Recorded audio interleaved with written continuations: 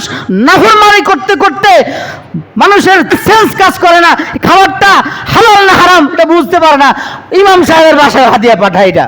এটা হাদিয়া, এই হাদিয়া, এটা তো নাজায়েজ খাবার। আর 3 দিন 4 দিনের খাবার যেটা, সেটা তো মাকরু কবিহ মুস্তাকবিহ কিতাবের ইবাদত লিখছে।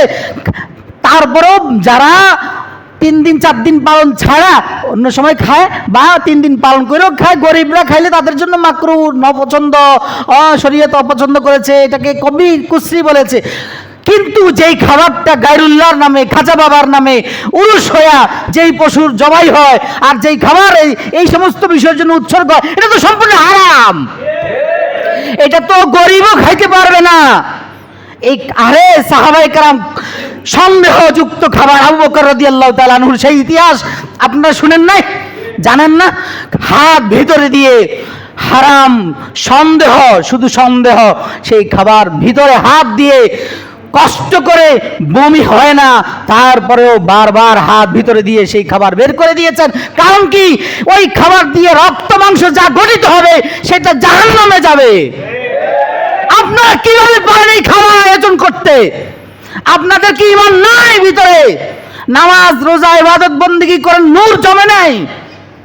কিভাবে আপনাদের বাসায়, আপনাদের বাসার পাশে এক মহিলা নতুন করে পিশাব সাজে? এই মেয়ে মহিলা আবার পিশাব হয় কেমনে? আবার আপনাদের মেজাজ ধুলাই কেন হইল? যে পীর হওয়ার জন্য তো অনেক শর্ত, ভেলকিবাজি, পাতিল একটা নাকি এমনি ধরলে এটা ঘুরে, ওই ঘুরলে এরপর আশা পূরণ হয়। ও মেয়েরা, ওই ভাইরা আমার, আপনার বিবেকটা কোথায় গেল? এই বিবেকটা সর্বোচ্চ আদালত না? আরে ভাই, আপনার ভাগ্যে কি আছে না আছে এটা মহিলায় পাতিল ঘুরে কিভাবে বলবে? আল্লাহ না 1450 বছর আগে কোরআনের পূর্ণাঙ্গ বিধান জারি করে নাজিল করে আল্লাহ বলে দিয়েছেন, আল-ইয়াওমা আকমালতু লাকুম দীনাকুম। সেই কোরআনে না আল্লাহ বলেছেন, গায়েবের মালিক, মানুষের ভাগ্যের মালিক, মানুষের ভালো মন্দ সবকিছু জানি আমি আল্লাহ। কোন মানুষ জানে তো দূরের কথা, নবী পর্যন্ত জানে না যায় গায়েব, কার ভালো মন্দ, কারো রাশি, কারো কি বলে গণনা করে কারো ভাগ্য নির্ণয় করায়, নবীরা পর্যন্ত জানতেন না। কিন্তু সেটা আজকে এই মহিলা জানে। আপনাদের সমাজের বহু মা, বহু যুবক যুবতী, বহু ছেলে মেয়ে, আমি কালকে এসে পরে সেই চাষারা গেছি, বাচ্চা টাইফয়েড জ্বর আক্রান্ত, শুয়ে দিছে, এগুলো নিয়ে দৌড়াদৌড়ি করতেছি কালকে সারাদিন। এইভাবে কয়বার জেগেছি চাষারা। আসার পথে আর যাওয়ার পথে প্রতিবার দেখি মানুষের হাতে পোটলা, কেউ বসে ওখানে খায়, কেউ আবার নিয়ে আসে। ও ভাই, খাবার পাইলেই নিজেদের বিক্রি করে দিবেন, খাবারটা পাইলেই মুখে ঢুকাই দিবেন। এই খাবারটা যে আপনার কলবটা মরে গেল, এই খাবারের কারণে যে আপনার দিলটা মরে গেল, ইমানটা যে ঝাঁঝা হয়ে গেল, এই ইমানটা যে আপনার দুর্বল হয়ে গেল, কি করবেন আপনি ভবিষ্যতে? এটা ধীরে ধীরে উরুস হইতে হইতে একদিন মাজার হবে এই মহিলা মরলে, নাউজুবিল্লাহ। এবং এক পর্যায়ে এটা ভিন্ন কালচারে ধারণ করতেছে। এলাকাবাসী সচেতন হন, ইমান নিয়ে যদি না যান জাহান্নামের আগুনে জ্বলতে হবে। ও ভাইরা, আমার দায়িত্ব, আমি আপনাদেরকে সচেতন করার জন্য বারবার বলছি, হাত জোর করছি। যারা গার্ডিয়ান আছেন, অভিভাবক আছেন, আপনারা 1 নম্বর জিম্মাদার। এখনই তার লাগাম টেনে ধরেন। আপনারা চুপচাপ নীরবতার ভূমিকা পালন করছেন, আল্লাহর কাছে কি জবাব দিবেন? 3 শ্রেণী বনি ইসরায়েলের, 1 শ্রেণী বানর হয়ে গেছে, 2 শ্রেণী বানর হয়ে গেছে। এর মধ্যে 1 শ্রেণী ছিল ওই নাফরমানি করতে দেখেও বাধা দেয় নাই। এই কেমন আজীব মেজাজ! আরে ভাই, গায়েবের মালিক পাতিল, এগুলো তো ভেলকিবাজি। আপনারা অনেকে বলবেন, হুজুর আসলে তো পাতিল ঘুরে, পাতিল ঘুরে, মহিলা ধরলে পাতিল ঘুরে, কারো ঘুরে না, আবার অমুক মেলে আশা পুরো হয়ে যায়। এই ভাই, নফস আর শয়তান, শয়তানের আল্লাহ এমন ক্ষমতা দিয়েছেন, ওই শয়তান যে ক্ষমতা নিয়ে আল্লাহর কাছ থেকে আসছে, ওই ক্ষমতা মাঝে মাঝে আল্লাহ ওরে সুযোগ দিয়ে দেন, ঢিল দেন। কারণ পৃথিবীটা, দুনিয়াটা পরীক্ষার জায়গা। পরীক্ষা করবেন বান্দাদেরকে, পরীক্ষা করা। আল্লাহ বলেছেন, আম হাসিবতুম আন্নামা খলাকনাকুম আবাসা আহসিবান নাস আন ইউতরাকু আন ইয়াকুলু আমান্না ওয়া হুম লা ইফতানুন।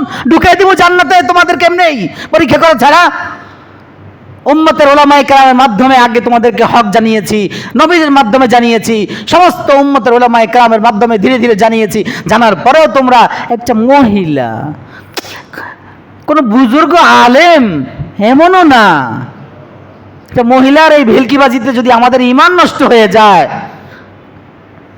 ও মহিলার ডাকে যদি আমরা এভাবে গরু পর্যন্ত এখানে দেই, ছাগল পর্যন্ত আসে, তাহলে বলেন আপনি, আমি ইমাম সাহেব যদি বলি কালকে আমি বড় বিশ্ব এখানে একটা পতাকা, আমার মনে মানে সব আসবে, একজন বাদ হবে না। আশহাদু আল্লা ইলাহা ইল্লাল্লাহু ওয়াহদাহু লা শারীকা লাহু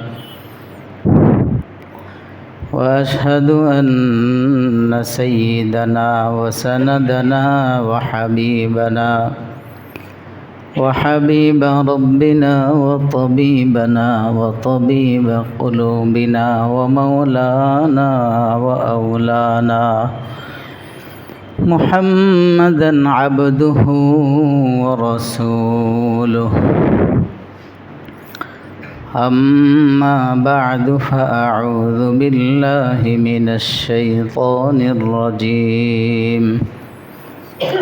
بسم الله الرحمن الرحيم.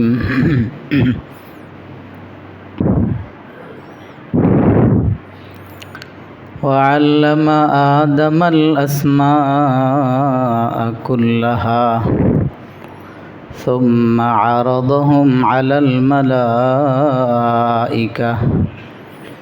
فقال أنبئوني بأسماء هؤلاء إن كنتم صادقين. قالوا سبحانك لا علم لنا إلا ما علمتنا إنك أنت العليم الحكيم.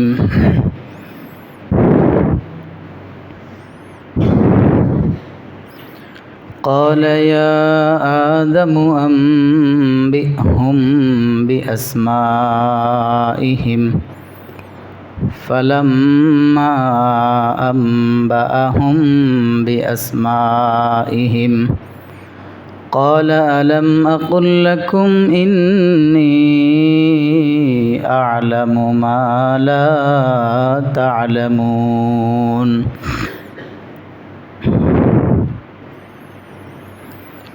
صدق الله مولانا العظيم وصدق رسوله النبي الأمي الكريم ونحن على ذلك لمن الشاهدين والشاكرين والحمد لله رب العالمين. محبت সাথে পড়ুন আল্লাহুম্মা সাল্লি আলা মুহাম্মাদিন ওয়া আলা আলি মুহাম্মাদ কামা সাল্লাইতা আলা ইব্রাহিম ওয়া আলা আলি ইব্রাহিম ইন্নাকা হামিদুম মাজিদ.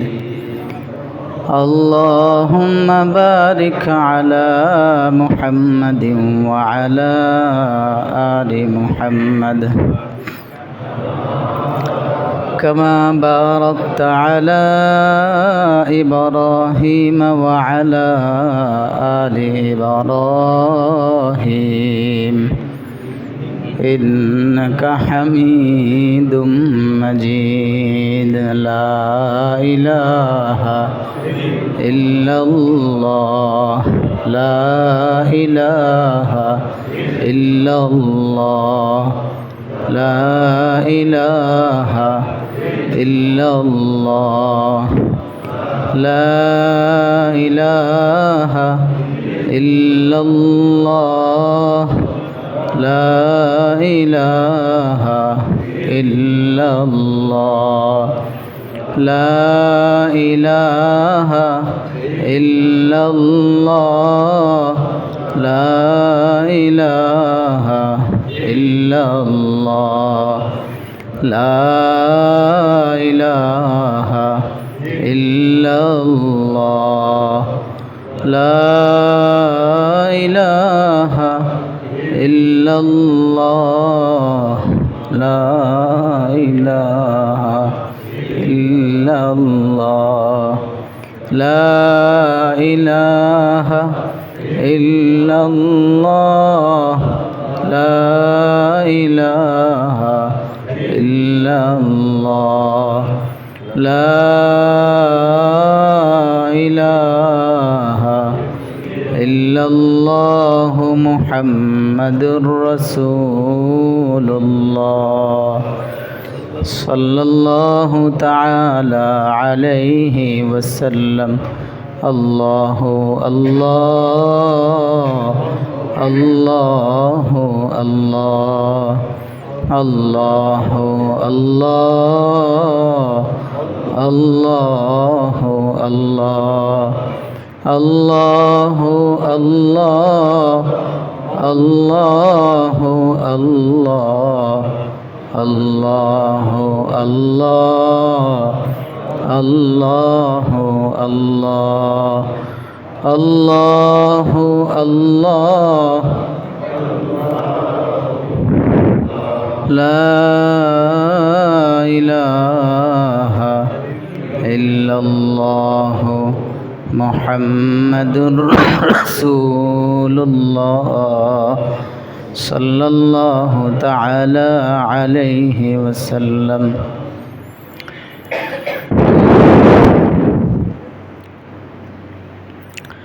আলহামদুলিল্লাহ সুম্মা আলহামদুলিল্লাহ মহান রব্বুল ইজ্জত ওয়াল জালালের দরবারে আলিশানে অসংখ্য গণিত শকর সুজুদ যিনি নিজ দয়ায় নিজ মেহেরবানিতে আমাদেরকে তার ঘরে আসার বসার তৌফিক দিয়েছেন শুকরিয়াতান পড়ুন আলহামদুলিল্লাহ।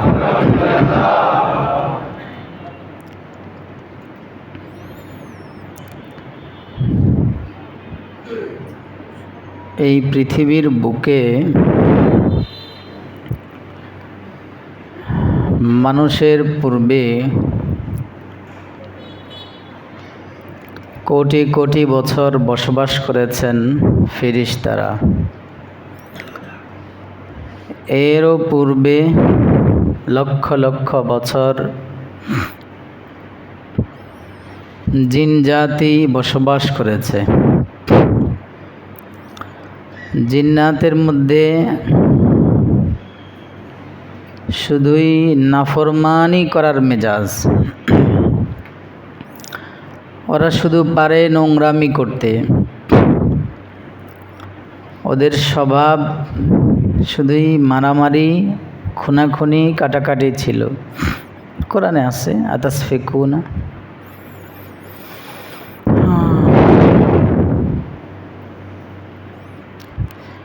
তো জিনরা যখন পৃথিবীতে দাঙ্গা হাঙ্গামা উদ্ধতা উগ্রতা ছড়াইতেছিল লম্বা একটা সময় ধরে, তখন আল্লাহ রাব্বুল আলামিন ফেরেশতাদেরকে পৃথিবীতে পাঠিয়ে জিম্মাদারি দিয়েছেন পৃথিবীটা যেন জিন শূন্য হয়ে যায়। তো আল্লাহর হুকুমে ফেরেশতারা অসংখ্য ফেরেশতাদেরকে হত্যা করেছে। আবার কিছু ফেরেশতা আবার কিছু জিনদেরকে সমুদ্রের মধ্যে ডুবিয়ে সমুদ্রে পাঠিয়েছে। এরপর পাঠিয়েছেন ফেরেশতাদেরকে লম্বা সময় পৃথিবীতে তারা ইবাদত করেছে। এই দুইটা জাতি, এক জাতি শুধুই নাফরমানি, আরেক জাতি শুধুই পারে ইবাদত।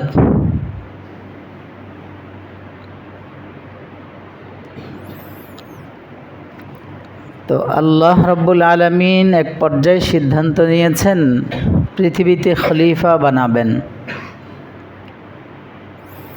ফেরেশতাদেরকে বললেন, ইন্নী জাইলুন ফিল আরদি খলিফা। ফেরেশতারা, আমি পৃথিবীতে আমার প্রতিনিধি পাঠাবো, প্রতিনিধি বানাবো। ফেরেশতারা এবার জবাব দিল, পৃথিবীর থেকে একদল জিনদেরকে আপনি সরিয়েছেন, তাদের কাজ ছিল দাঙ্গা হাঙ্গামা সৃষ্টি করা, রক্তপাত ঘটানো। এখন আবার এক জাতি পাঠাবেন, ওরাও তো এটা করবে। আতাজালু ফিহা মান ইউফসিদু ফিহা ওয়া ইয়াসফিকুদ দিমাআ। লাভ কি? আপনি এদেরকে পাঠাবেন, এরাও তো এইটাই করবে। আর আমরা নাহনু নুসাব্বিহু বিহামদিকা ওয়া নুকদ্দিসু লাক, আমরা শুধু আপনার ইবাদত করি, আপনার গুণ কীর্তন বর্ণনা করি, আপনার সানা সিফাত বলি, সারাদিন শুধু আমাদের কাজ এটা। আসলে ইবাদতের জন্য ফেরেশতা শুধু ইবাদতের জন্য ফেরেশতারাই উপযোগী। দিন রাত শুধু ইবাদত, কারণ তাদের কোনো খানা নাই, তো ঘুম নাই, খাবার নাই, পেশাব নাই, পায়খানা নাই, কোনো ধরনের প্রয়োজন নেই। শুধুই তাদেরকে বানাইছেন ওই স্বভাব দিয়ে আল্লাহ যে ইবাদতই করবে। তাই সেই হিসাবে ফেরেশতারাই ইবাদতের জন্য ঠিক আছে। কারণ আমরা যখন ইস্তেঞ্জায় যাই তখন তো আমাদের ইবাদত করা সম্ভব হয় না, বরং হারাম। থানবী আলাইহির রহমার আজল খলিফা ছিলেন আমাদের বাংলাদেশের মুরব্বী হাফিজ হুজুর রহমতুল্লাহ আলাইহি। এত বড় একজন আল্লাহওয়ালা ছিলেন। আল্লাহর নামের জিকির, কোরআনে পাকের তেলাওয়াত এত বেশি করতেন, ঘুমের মধ্যেও তেলাওয়াত করতেন, ঘুমের মধ্যেও জিকির করতেন। ইস্তেঞ্জায় যাইতেন, জিভটাকে চেপে ধরে যাইতেন। আমাদের হজরত ঢালকানগর হজরত ওয়ালাদ আহমদ বারাকাতুম শুনিয়েছেন যে হজরতে একবার হাফিজ হুজুর রহমতুল্লাহ আলাইহি একবার ইস্তেঞ্জা থেকে বের হয়েছেন, আর দেখেন জিভ থেকে রক্ত পড়তেছে, রক্তের ফোঁটা। হজরত কি হলো? আপনি ভালো মানুষ, ভিতরে গেলেন, হঠাৎ আপনার জিভ থেকে, মুখ থেকে রক্ত। উনি বলেন যে জিহ্বা আমার কথা শুনে না। জিহ্বাকে আল্লাহর সাথে কত সম্পর্ক। জিহ্বাটাকে চেপে ধরছি, যেন ইস্তেঞ্জায় বসেছি, ওখানেও জিকিরের জবান নড়তেছে, তা আমি এটাকে দাঁত দিয়ে চেপে ধরছি, ওই তারপরও পড়তেছে, এই জন্য জোরে চাপ দিছি যেন আর না বলে। ওই চাপ দিতে গিয়ে আমার জিভ কেটে রক্ত বের হয়ে গেছে। এই ছিলেন আল্লাহওয়ালারা, এই ছিলেন বুজুর্গানে দিন। এত বেশি কোরআন পড়তেন যে নামের শুরুতে আহমদুল্লাহ বললে কেউ চিনে না, নামের শুরুতে হাফিজি না বললে চিনে না। হাফিজি এত বেশি তেলাওয়াত করতেন যে তাকে সবাই চিনে হাফিজি। আল্লাহু আকবার। তো বেটা বলতে চাইছিলাম যে আমরা তো ইস্তেঞ্জায় গেলে আমল করতে পারি না, জিকির করা যায় না। তো ফেরেশতাদের তো কি নাই? ইস্তেঞ্জা নাই, পেশাব পায়খানা নাই, তারা তখনও ইবাদত। আমরা তো খানা খাইতে বসলে খানাই খাই, ইবাদতের সুযোগ হয় না। ফেরেশতারা খানা নাই, আমরা ঘুমাইতে গেলে ইবাদত নাই, ইবাদত করতে পারি না। হ্যাঁ, ঘুমকে ইবাদত বানানো যায়, খানাকে ইবাদত বানানো যায়, সেটা তরিকা রাসূলের পদ্ধতি পালন করলে অবশ্যই ইবাদত হবে। কিন্তু শুধু বসে বসে ইবাদত করা, ঘুম বাদ দিয়ে, এটা তো আমরা করি না। ফেরেশতারা তো ঘুম নাই। লা ইয়াসুনাল্লাহা মা আমারাহুম ওয়া ইয়াফআলুনা মা ইউমারুন। আল্লাহর যারা পরিমাণ নাফরমানিও তারা করে না, বরং সারাদিন শুধু আল্লাহ ইবাদত করে।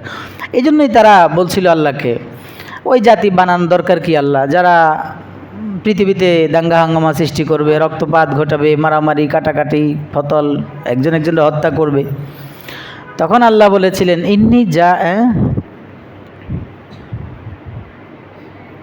ইন্নী আ'লামু মা লা তা'লামুন। একটা অস্পষ্ট উত্তর দিয়ে দিয়েছেন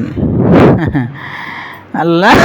ফেরেশতাদেরকে একটা উত্তর দিলেন, বানাবো এটা তোমাদের থেকে পরামর্শ নেওয়ার জন্য বলি নাই, আমি শোনায় দিছি তোমাদেরকে, আর উম্মতদেরকে শিখাইতেছি যে মশওয়ারা করে কাজ করতে হয় বান্দাদেরকে। বাস আল্লাহর তো ইচ্ছা বানাবেন। তো উত্তরটা দিয়ে দিছেন ইন্নী আলামু মা লা তা'লামুন, কি করব না করব সেটা তো আমি করব, বানাবো তো বানাবো সিদ্ধান্ত। তো তোমরা যে বলেছো ওরা এই করবে সেই করবে রক্তপাত ঘটাবে এই জন্য না বানাইতাম, শোনো আমি কেন বানাবো, ইন্নী আলামু মা লা তা'লামুন, এটার ব্যাখ্যা অনেক। আমার আজকের আলোচ্য বিষয় যেখানে যাইতেছি এটার সাথে মিলে আমি একটা ব্যাখ্যা নিয়ে আসছি। ইন্নী আলামু মা লা তা'লামুন, মানুষ কেন বানাবো জানো ফেরেশতারা? এটা আমি জানি যেটা তোমরা জানো না। এতটুকু উত্তর দিচ্ছেন। এখন কি আল্লাহ জানেন, ফেরেশতারা কি জানেন না সেটা আর আল্লাহ এখানে বলেন নাই। আয়াতের সিয়াক সাবাক থেকে, হাদিস থেকে, রাসূলুল্লাহর ব্যাখ্যা থেকে, রাসূলুল্লাহর জবান থেকে সাহাবায়ে কেরাম যা বলেছেন, সাহাবায়ে কেরাম থেকে উম্মতের উলামায়ে কেরাম যে ব্যাখ্যা নিয়ে এসেছেন, ধীরে ধীরে আমরা সেই ব্যাখ্যাগুলো আপনাদেরকে শোনাই। তো একটা ব্যাখ্যা সেটা হলো আল্লাহ আল্লাহর বান্দাদেরকে, মানুষদেরকে পৃথিবীতে বানানোর অন্যতম এক উদ্দেশ্য এই যে আল্লাহ বলেন ইন্নী আলামু মা লা তা'লামুন, ফেরেশতারা তোমরা বলতেছো আমি কেন মানুষ বানাবো, এর আগের জাতি নাফরমানি করেছে, তোমরা ইবাদতই করো, তোমাদেরকে রাইখে আবার কেন বানাবো, আমি যা জানি তোমরা তা জানো না। এর এক ব্যাখ্যা হলো ইলম, এক ব্যাখ্যা কি, অর্থাৎ আমি ওদেরকে ইলম দিব, তার মানে বনি আদম ইবাদত করবে, আমল করবে ইলমের সাথে মিলিয়ে। বনি আদম ইবাদত বন্দেগী করবে আসমানি ইলমের সাথে মিল রেখে। ওই ইলমটা বনি আদমকে আমি দিব, ওরা ইলম শিখবে, ইলম অনুযায়ী আমল করবে, ইলম শিখবে, ইলম দিয়ে আমাকে চিনবে। কারণ ইলম ছাড়া ইবাদত আর ইলম এর সাথে মিলিয়ে ইবাদত, দুইটার ব্যবধান আসমান জমিন। ইলম সহকারে ইবাদত, ইলম ছাড়া ইবাদত, দুইটার ব্যবধান কত, আসমান জমিন ব্যবধান। কারণ প্রত্যেকটা ইবাদত, প্রত্যেকটা আমল কবুল হওয়ার জন্য আল্লাহর কাছে শর্ত হলো ইলম। শর্ত কি ভাই? আপনার ইলম নাই, নামাজ কিভাবে পড়তে হবে? নামাজ সারা জীবন পড়লে নামাজ হবে? কথা বলেন। রোজা রাখতে হবে, ফরজ বিধান কিভাবে রাখলে হবে, কিভাবে রাখলে হবে না, এই ইলম যদি না থাকে সারা জিন্দেগি পড়লেও রোজা হবে, রোজা রাখলে। হজ ইলম ছাড়া কবুল হবে না। কোনো ইবাদত, উজু, ফরজ উজু যেটা নামাজের জন্য উজু করবেন, উজুর ইলম নাই, উজু কিভাবে করতে হয় সেই ইলম শিখেন নাই। যদি উজু করেন ফরজ উজু না জানেন, উজু হবে? তার মানে সমস্ত ইবাদত, সমস্ত আমল ইলম ছাড়া নষ্ট। মেয়ে ছেলে বিয়ে শাদী করাবেন, দিবেন, ইলম নাই, বিয়ে শাদী কীভাবে করাতে হয়, মেয়ে ছেলেদেরকে বিবাহ পড়ায় দিলেন, বিবাহই হয় নাই, ইলম ছাড়া জানেন না কীভাবে পড়াতে হয়, বা যাকে দিয়ে পড়িয়েছেন সেও জানে না, বাস বিবাহ হয়েছে। চাকরি বাকরি করেন, লেনদেন করেন, কৃষি কাজ করেন, চাকরি বাকরি যার, রিক্সা চালান, সব কিছুরই ইলম আছে। আপনি ইলম জানেন না, না জানার কারণে আপনার সব নষ্ট, সব নষ্ট। আরে এত জরুরি ইলম, এই ইলম জানা থাকলে, ইলম অনুযায়ী আমল করলে, ইলম অনুযায়ী ইবাদত করলে পেশাব পায়খানাটাও আমলে আর ইবাদতে পরিণত হয়। বলেন সুবহানাল্লাহ। ইস্তেঞ্জা করেছেন, সেটাও যদি ইলম অনুযায়ী হয় ইবাদত হয়ে যায়। কিন্তু সেটা যদি ইবাদত ইলম অনুযায়ী না হয়, সেটা শুধুই ইস্তেঞ্জা হবে। রাসূলুল্লাহ সাল্লাল্লাহু আলাইহি সাল্লামের 3 জন সাহাবী কয়জন? তিনজন সাহাবী সিদ্ধান্ত নিছেন। দেখেন, সারাদিন তো দেখি রাসূলুল্লাহকে ইবাদতবন্দি কিভাবে করেন, কি কি আমল করেন, কি কি ইবাদত করেন, সারাদিন তো দেখি নবীজিকে। তো রাতের বেলা নবীজি কি আমল করেন, কিভাবে রাত কাটান, রাতের সময়টা কিভাবে যায় এটা তো জানি না। তো দিনের বেলা দেখি আমল করেন, কি করেন না করেন সব আমরা ফলো করি, সেই হিসাবে আমরা সময় ইবাদতে কাটাই। কিন্তু রাতের সময়টা তো জানি না, রাতে নবীজি কি করেন, রাতের ইবাদত কি সেটা তো জানতে হবে, তাহলে আমরা রাতটাও ওইভাবে কাটাবো। তিনজন চলে গেলেন আম্মাজান হযরতে আয়েশা সিদ্দিকা রাদিয়াল্লাহু তাআলা আনহার কাছে। আম্মা, আসছি বড় একটা নিয়তে, বড় একটা আশা নিয়ে। আমরা তো রাসূলুল্লাহকে দিনভর দেখি ইবাদত করেন, দিনভর দেখি খুব ইবাদত করেন, ইবাদতের কাইফিয়ত দেখি, কখন কি করেন সব দেখি।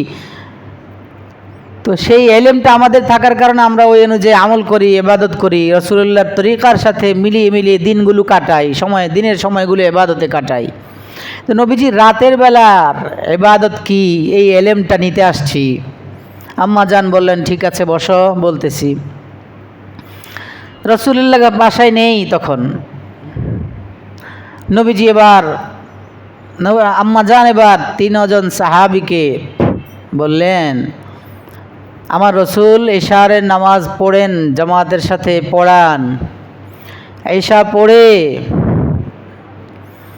তিনি সাথে সাথে ঘুমিয়ে যান। এই যে এলেম, নবীজির এলেম, নবীজির তরিকা, এশা পড়ে সাথে সাথে ঘুমিয়ে যান। এরপর নবীজি কিছুক্ষণ পরে রাতের অর্ধেকের আগে অথবা কিছু পরে উঠে যান, উঠে এবার আল্লাহর সান্নিধ্যে আল্লাহর দরবারে দাঁড়িয়ে যান, ইবাদত করেন, উযু ইস্তিনজা করে ইবাদত করতে থাকেন, ইবাদত করতে থাকেন। এরপর নবীজি আবার ঘুমান, শুয়ে পড়েন, আবার একটু ঘুমিয়ে আবার নবীজি উঠে যান। আম্মাজান বলতেছেন উঠে আবার উযু ইস্তিনজা করে আবার উযু করে নামাজ পড়েন, এরপর আবার একটু ঘুমান, আবার একটু ঘুমিয়ে আবার উঠেন। এবার ফজরের সালাতের ইমামতির মাধ্যমে রাত শেষ হয়। এরপরটা তো তোমরা দেখোই, তিনজন আসছে যে নবী তিনি, তাহলে তার ইবাদত কত বেশি হবে। মানে তিনি ঘুমান না, ওনাদের ধারণা ছিল নবীজি কি করেন না, ঘুমান না। তিনি তো নবী, নবী আবার ঘুমায় কেমনে?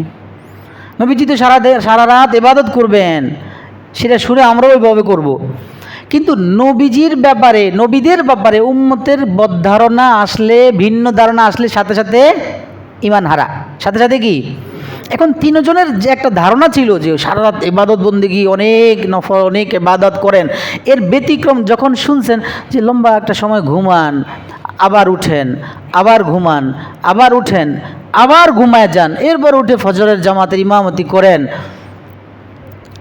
ওনাদের ধারণা ছিল তো শুধু ইবাদত, শুধু ইবাদত। এখন একটা বদ ধারণা চলে আসবে না? হ্যাঁ, নবীজি মানে ছোট্ট একটা ধারণা আসবে না? এই জন্য নিজেরা তিনজন সাথে সাথে লাহাওলা, নিজেরা তিনজনে এবার বলা বলি শুরু করলেন, আরে তিনি তো নবী, তার তো গুনাহ নাই, তার তো পাল্লা একটা, আমাদের গুনার পাল্লা একটা, আমলের পাল্লা একটা। আমলের পাল্লা আমল উঠানো হবে, গুনাহের পাল্লা গুনাহ উঠানো হবে। গুনার পাল্লা ভারী হলে নাউজুবিল্লাহ জাহান্নামে যেতে হবে, আমলের পাল্লা ভারী হলে জান্নাতে যেতে পারবো। কিন্তু নবীজির তো গুনাহের পাল্লা নাই, তো উনি এতটুকু করেন, এটাই তো বেশি। ওনার তো পাল্লা একটাই, সবগুলো উঠবে নেক আমলের পাল্লা, উনি তো জান্নাতি, এবং উনি না চাইলে কেউ জান্নাত যায়, তাইলে ওনার জন্য এতটুকু অনেক। এবার তিনজন সিদ্ধান্ত নিয়ে নিছে, এই যে নবীর তরিকার বাহিরে, ওই যে বললাম এলেম ছাড়া আমল কবুল হয় না, ইবাদত কবুল হয় না, নবীর নীতির বাহিরে যায় সিদ্ধান্ত নিছে তিনজন। একজন বলল আজ থেকে আমার তো গুনাহ আছে, নবী তো গুনাহ নাই, নবী শুধু ইবাদত অল্প একটু করলেই, সারা রাত ঘুমায়, একটু ঘুমায়া একটু আবাদত, এটা হবে নবীর জন্য। তো ওই যে যেন বদ ধারণা না আসে, এই জন্য তিনজনের তিন সিদ্ধান্ত নিছে। একজন বললে সারা রাত ইবাদত করবো, আজ থেকে আর ঘুমাবো না। দ্বিতীয়জন বলল আজ থেকে সারা জীবন রোজা রাখবো, আর রোজা ভাঙবো না। তৃতীয়জন বলল আজ থেকে আর উনি বিবাহ করেন নাই, আমি আর বিবাহ শাদী করবো না। বিবাহ শাদী করলে ছেলে মেয়ের হক আদায় করতে হয়, বিবির হক আদায় করতে হয়, এই খবর নিতে ওই খবর নিতে হয়। আমি তাহলে তো এবাদতে সময় কাটাইতে পারবো না, আমি জিন্দিগিতেও বিবাহ করব না। তিন সিদ্ধান্ত, একজন সারা রাত এবাদত করবে, আরেকজন সারা জীবন রোজা আর ভাঙবে না, আরেকজন বিবাহ শাদীই করবে না। একটু পরে নবীজি বাসায় আসলেন, আসার পরে আম্মা জান বললেন, ইয়া রাসূলুল্লাহ, আপনার 3 সাহাবী আসছে, এই সিদ্ধান্ত নিয়ে ফেলছে। নবীজি আর কথা নাই, সোজা মসজিদ নববীর মিম্বরে গিয়ে বসছেন। নবীজি মিম্বারে বসতে দেরি, সাহাবায়ে কেরামের হুড়মুড় খেয়ে সবাই আইসা বসতে দেরি করেন না, সবাই আইসা পড়ছেন। সবাই আসহাবে সুফারা অপেক্ষা থাকেন, আশেপাশে সাহাবারা কাজকর্ম থাকলে দুইজন ভাগাভাগি করে, যে তুমি একদিন আমি একদিন, তুমি যদি আমি থাকবো না আমাকে পৌঁছায় দিবা, আমি থাকলে তোমাকে পৌঁছাবো। দুইজন কাজকর্ম একসাথে থাকলে তো কাজকর্ম হবে না, সংসার চালাইতে হবে। আবার কেউ আছেন সব বাদ দিয়ে এখানেই পড়ে থাকেন। নবীজি বসলেন আর সব সাহাবারা আইসা ঘিরে বসলেন। এবার নবীজি বলেন, শোনো, আমি তোমাদের নবী, আনা আলামুকুম বিল্লাহ ওয়া আখশাকুম লিল্লাহ, আল্লাহর ব্যাপারে তোমাদের থেকে বেশি আমি জানি, এবং বেশি জানি যার ফলে আল্লাহকে তোমাদের থেকে বেশি ভয়ও আমি করি। আল্লাহর ভয়টাও আমার ভিতরে তোমাদের থেকে বেশি, আল্লাহর এলেম এটাও আমার ভিতরে বেশি। আর আমি বেশি থাকা সত্ত্বেও আমি রাতে কিছু সময় ঘুমাই, আমি রোজা ভাঙ্গি, রোজা রাখি। এই যে ফতেহ মক্কার সময় ফরজ রোজা, যুদ্ধ চলছিল, যুদ্ধের ময়দানে রোজা ভাঙ্গা যায়, ফরজ রোজা কি করা যায়? ভাঙ্গা যায়। যুদ্ধের জন্য শক্তি সঞ্চয় যেন থাকে, যুদ্ধ করতে পারে, কারণ রোজার কাজা করা যাবে, কিন্তু যুদ্ধের শক্তি না থাকলে যুদ্ধে হেরে যাবে। মুসলমানের শক্তি সামর্থ্যের জন্য তো আল্লাহ বলেছেন, আইদুল্লাহুম মাস্তাতাতুম মিন কুওয়া। তো নবীজি সারাদিন রোজা রাখছেন কি রাখেন নাই, সাহাবায়ে কেরাম টেনশনে।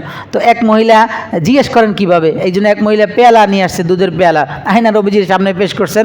নবীজি আসরের পরে শুধু উম্মতকে শেখাবার জন্য, উম্মতকে জানান দেওয়ার জন্য, উম্মতের এলেম দেওয়ার জন্য যে রোজা ফরজ রোজাও যদি হয় জিহাদের ময়দানে, যুদ্ধের ময়দানে, সেটা কাজা করলে ভাঙ্গা যায়, পরে কাজা করতে হবে। নবীজি আসরের পরে আরেকটু সময় আছে, এখানে নবী ডোক করে পেয়ালা হাতে নিয়ে দুধ পান করে উম্মতের জন্য শিক্ষা রেখে গেলেন। তাহলে রোজা তিনি ফরজ রোজা, নফল রোজা ভাঙ্গা যাই, আবার রাখা কাজা ওয়াজিব। সেই ফরজ রোজা ভেঙ্গে উম্মতকে শিখিয়েছেন। নবীজি বিবাহ শাদী করেছেন না? কথা বলেন।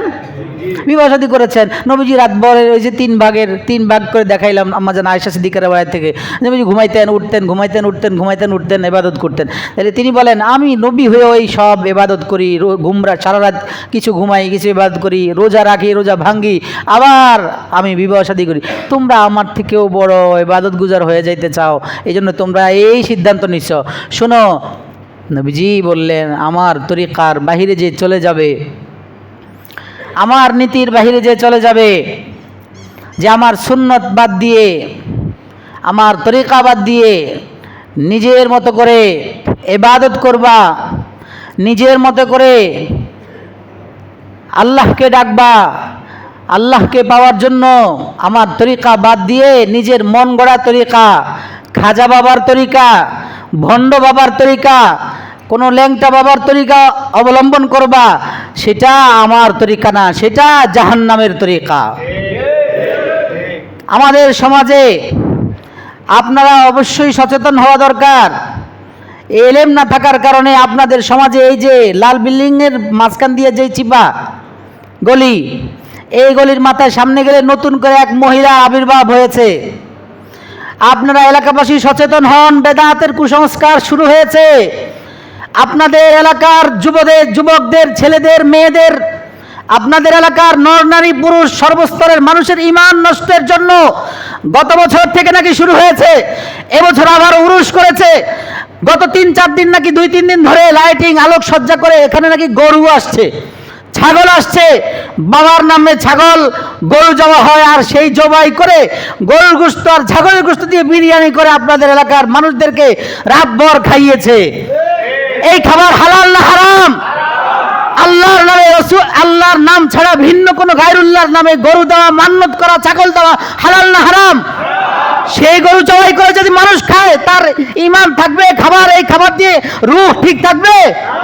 ওটা তো মরে যাবে কলব, ওই কলব তো নোংরা হয়ে যাবে।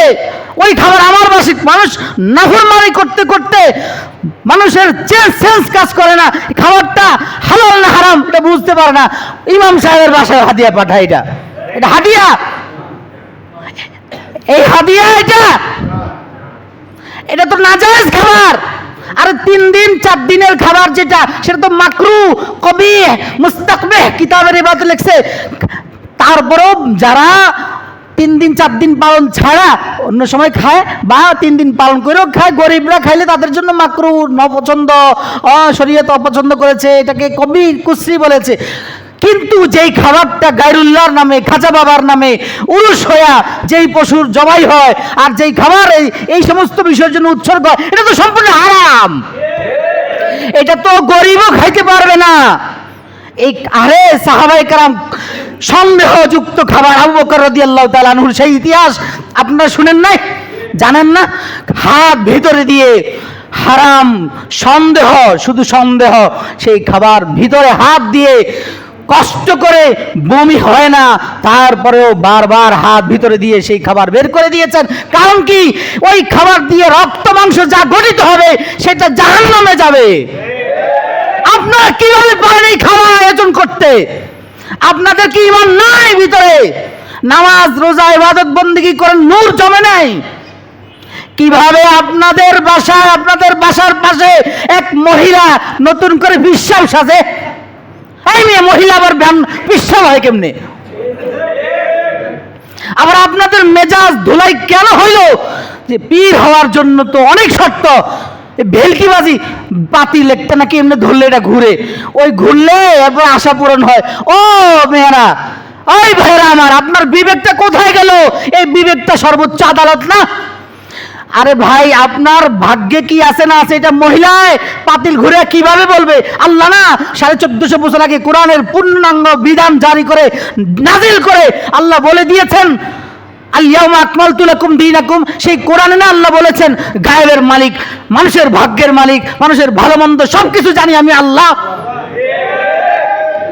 কোন মানুষ জানে তো দূরের কথা, নবী পর্যন্ত জানে না যায় গায়েব, কার ভালো মন্দ, কারো রাশি, কারো কি বলে গণনা করে কারো ভাগ্য নির্ণয় করায়, নবীরা পর্যন্ত জানতেন না। কিন্তু সেটা আজকে এই মহিলা জানে। আপনাদের সমাজের বহু মা, বহু যুবক যুবতী, বহু ছেলে মেয়ে, আমি কালকে এসে পরে সেই চাষারা গেছি, বাচ্চা টাইফয়েড জ্বর আক্রান্ত, শুয়ে দিছে, এগুলো নিয়ে দৌড়াদৌড়ি করতেছি কালকে সারাদিন। এইভাবে কয়বার জেগেছি চাষারা। আসার পথে আর যাওয়ার পথে প্রতিবার দেখি মানুষের হাতে পোটলা, কেউ বসে ওখানে খায়, কেউ আবার নিয়ে আসে। ও ভাই, খাবার পাইলেই নিজেদের বিক্রি করে দিবেন? খাবারটা পাইলেই মুখে ঢুকিয়ে দিবেন?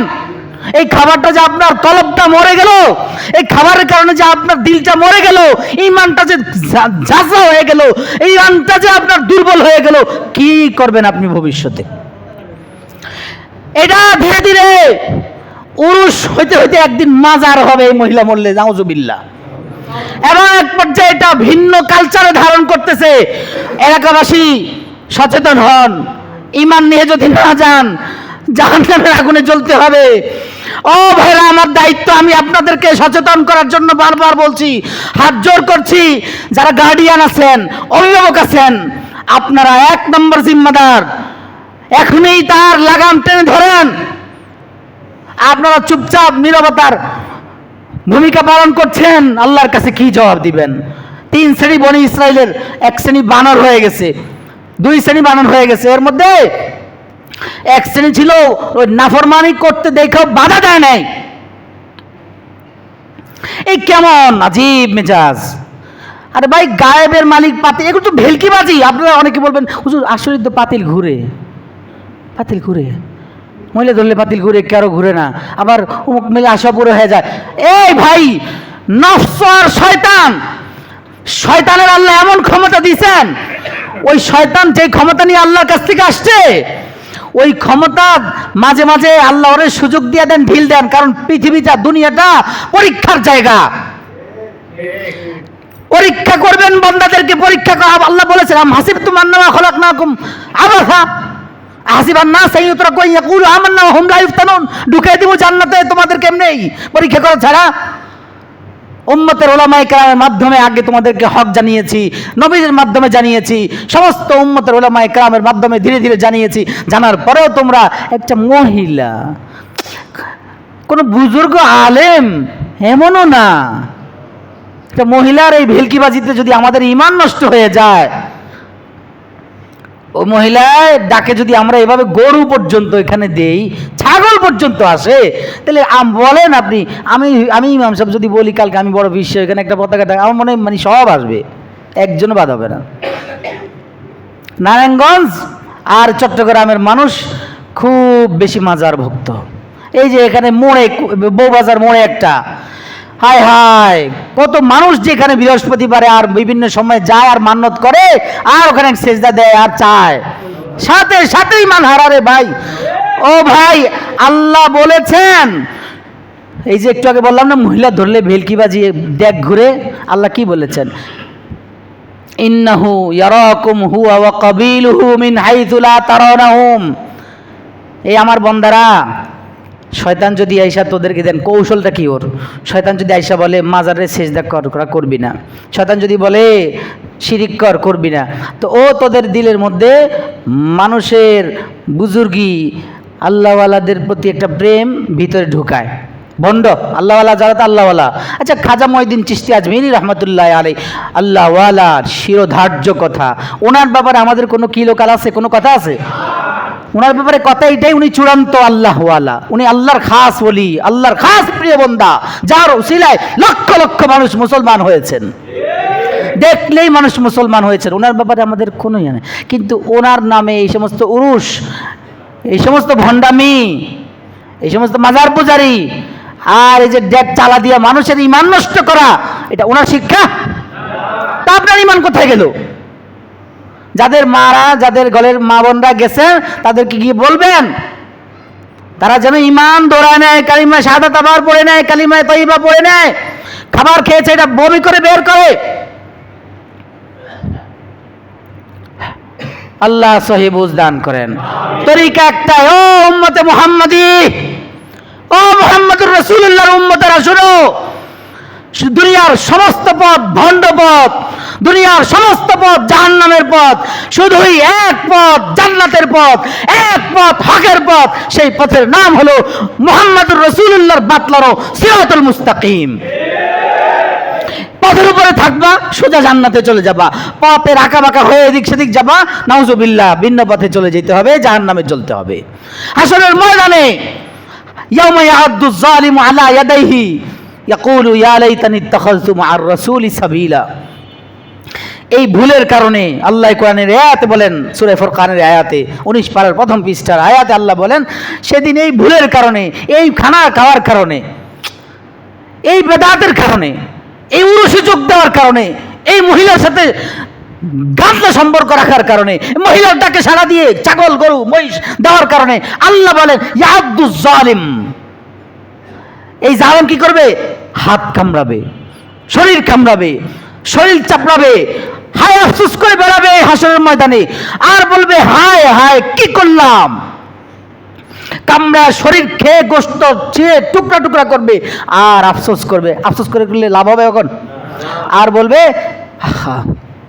ইয়া লাইতানি ইত্তাখাযতু মা'আর রাসূলি সাবিলা, ইয়া ওয়াইলাতা লাইতানি লাম আত্তাখিয ফুলানান খলিলা। এই মহিলাকে যদি, এই মহিলার ডাকে যদি সাড়া না দিতাম, এই মহিলার কাছে যদি না যাইতাম, এই ভেলকিবাজিতে যদি পড়ে না যাইতাম, এই দেখা, এই ভাগ্য নির্ণয়ের জন্য যদি ওর কাছে না যাইতাম, যেটা আল্লাহ হারাম করেছেন দেখার সাথে, ও আল্লাহ রসুল, আল্লাহ বলেছেন এই কাজ যারা করে, আল্লাহ রসুল বলেছেন তারা জাহান্নামে যাবে, জান্নাতে যাবে না। এরপরেও বলবে হায় হায়, দুনিয়ার ওই সময়টা যদি আমি রসুলুল্লাহকে বন্ধু বানাইতাম, মুহাম্মদ রসুলুল্লাহর কথা যদি শুনতাম, হুজুররা যে বলেছিল, তখন যদি আমি হকটা বুঝতাম, আরে আমি কি করলাম রে, হায় হায় আমি কি করলাম। এই হায় হায় করলে এতটুকুই। এরপরে ফেরেশতারা বলবে, আল্লাহ টান বলবেন, ওর ধর উপর করে চেঁচড়ে হেঁচড়ে নিয়ে জাহান্নামে ফেলা। ফেরেশতারা কিছু মানুষের দিকে তাকাবে আর তাকায় বলবে, আল্লাহ ও তো নামাজ পড়ছে দেখা যায় কপালে, ওর তো দাড়িও আছে। আল্লাহ বলবো ওই যে উরুসে যোগ দিছিল শুনোস না, উরুস করছিল শুনোস না, উরুসের খাবার খাইছিল, নামাজ পড়লে হবে? ওই নামাজ তো ওই যে বলছিলাম, আমার কথা ওখানে মিলানোর জন্য আনছিলাম, এলেম ছাড়া নামাজ ছিল, এলেম ছাড়া আল্লাহকে পাওয়ার জন্য উরুসের মাধ্যমে আল্লাহকে পাওয়ার চেষ্টা করছিল। মানুষ মনে করে এটা আল্লাহকে পাওয়ার রাস্তা। ও ভাই, আল্লাহকে পাওয়ার রাস্তা তো রাসূলুল্লাহ বলেছেন, সেটা হতে হবে মুহাম্মদ রাসূলুল্লাহর বাতলানো পথ। কোন ধরনের বেদাতে, কোন ধরনের কুসংস্কারে কান দিব মাজারে, মাজার ভক্ত ইত্যাদি মাজারে আল্লাহওয়ালাদের কবরের পাশে যাব জিয়ারতের জন্য, যে ওনার কাছে চাবো না, যাব আল্লাহওয়ালা, আল্লাহর বুজুর্গ, ওনার ফয়েজ বারাকাত নেওয়ার জন্য সোজা দাঁড়াবো, হইতে হবে সেটা আল্লাহওয়ালা। আর যদি এনে ভাই যে বউবাজার মোড়ে, এটা আল্লাহওয়ালা? নাউজুবিল্লাহ কর না কেন? ওখানে যাইলে ইমান নষ্ট হবে। খাজা মঈনুদ্দিন চিশতি আজমিরি রহমতুল্লাহ কবরে যান, কিন্তু মান্নত করে যায়েন না যে মান্নত করুম এই ফোলা হইলে এটা দিমু, ফোলা সুস্থ হইলে এটা করুম। অনেকে সুস্থ হয়ে কয়, অনেকে এই মহিলার ব্যাপারে আমার শুনেছি, আমার কাছে যে কতজন এই পর্যন্ত রিপোর্ট দিছে গতকাল থেকে, দুদিন থেকে, আল্লাহ গফুর রহিম জানে। আল্লাহর এই বন্দাদের ইমানকে আল্লাহ আরো মজবুত করে দেন। আমাদের সবার ইমান, আমাদের মা বোনদের ইমান মজবুত করেন আল্লাহ। প্রিয় ভাই, আমি শেষ করতেছি, আমাদের সন্তানদেরকে এলেম শিখান, আমাদের মেয়েদেরকে এলেম শিখান। আপনারা যাদের যার যেভাবে সুযোগ আছে, যাদের চিল্লা তাবলিগের সাথে সম্পর্ক লাগানোর সুযোগ আছে লাগান, যাদের কোনো আল্লাহওয়ালার সাথে সম্পর্ক লাগানোর সুযোগ আছে সময় করেন। ছেলেরা এখন এসএসসি পরীক্ষা শেষ হয়েছে, আপনার ছেলে যদি কোনো আল্লাহওয়ালা বুজুর্গর সাথে ওরে জুতা উঠানোর সুযোগ করে দেন, কোনো আল্লাহওয়ালার সাথে উঠা বসা করার সুযোগ করে দেন, নিয়ে যান। ওই মেয়েটাকেও আল্লাহওয়ালার সাথে সম্পর্ক করা যাবে, তরিকা তো জানতে হবে, মেয়েকে নিয়ে যাওয়া যাবে না। হক্কানি আল্লাহওয়ালা বুজুর্গানে দ্বীনের সাথে সম্পর্ক আগে নিজে করেন, নিজে ছেলেকে করান, এরপর আপনার আসা যাওয়ার পথে একদিন হযরতকে বলেন, আমার একজন মেয়ে আছে, আমার বিবি আছে, আমার মা আছে, ওনারা হক পথের উপরে থাকতে চায়, হুজুর ওনারা বায়াত হতে চায়। উনি ওখান, রাসূলুল্লাহর নিয়ম ছিল এটা, উনি ওখান থেকে বলবে আমি কিভাবে বায়াত করবেন, উনি ওখান থেকে বলে নেবেন, এরপর কিছু মালফুজাত দিবেন, কিছু আমল দিবেন, অথবা বলবেন যে গুনাহমুক্ত থাকো, বাস। এই এতটুকু বলার কারণে একটা রশির সাথে সম্পর্ক হয়ে যাবে। এই রশিটা মুহাম্মদুর রাসূলুল্লাহর সাথে লাগানো, ওই রশি আল্লাহ বলেছেন ওই যে হাবলুন ওয়াতাসিমু বিহাবলিল্লাহ, আল্লাহর রজ্জুকে ধরো, এই হলো ওসিলা। ওয়াবতাগু ইলাইহিল ওয়াসিলা, নেক আমল, ওই ওসিলা মানে নেক আমল, এই নেক আমল মুহাম্মদুর রাসূলুল্লাহ তরিকা অনুযায়ী হইতে হবে।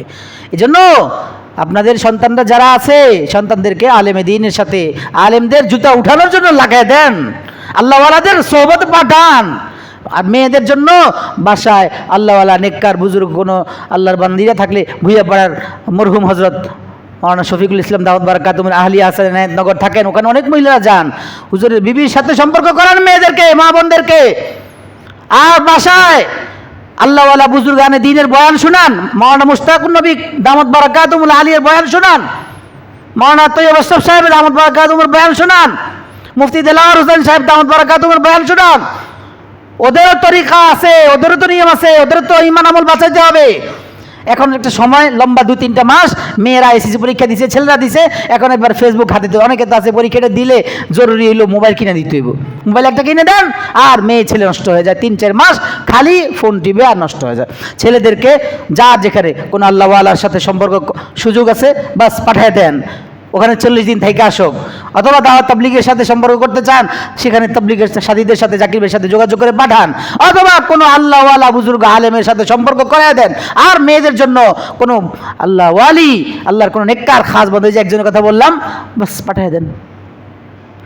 আর বাসায় আপনারা প্রতিনিয়ত বয়ানের ব্যবস্থা, সুন্দর একটা সাউন্ড বক্স, অথবা ফোন যদি সমস্যা, সাউন্ড বক্সের ব্যবস্থা করেন। মেয়েদেরকে দিন শিখান, নষ্ট হয়ে যাবে মেয়েরা, কথা শুনবে না, প্রেমের পিছনে পড়বে, আর আপনার এক সন্তান আপনাকে ধ্বংস করে দিবে। আল্লাহ সহি বুঝ দান করেন।